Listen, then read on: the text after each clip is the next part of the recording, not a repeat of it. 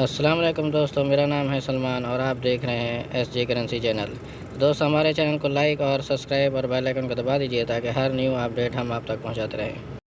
Quick पे दे रहा है इंडिया के लिए 23 रुपये 56 पैसे और पाकिस्तान के लिए 74 रुपये 12 पैसे और बांग्लादेश के लिए 32 टका 32 पैसे और नेपाल के लिए 38 रुपये 32 पैसे।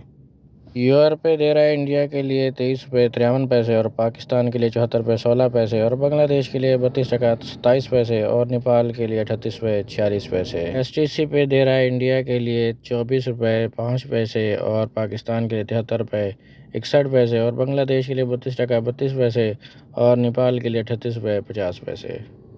दोस्तों, फरी बैंक दे रहा है इंडिया के लिए 23 रुपये 95 पैसे और पाकिस्तान के लिए 74 रुपये 13 पैसे और बांग्लादेश के लिए 32 टका 31 पैसे और नेपाल के लिए 38 रुपये 24 पैसे।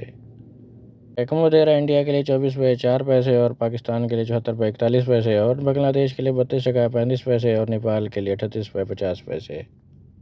बार्क बैंक दे रहा है इंडिया के लिए 24 रुपये 2 पैसे और पाकिस्तान के लिए 74 रुपये 34 पैसे और बांग्लादेश के लिए 32 टका 34 पैसे और नेपाल के लिए 38 रुपये 55 पैसे।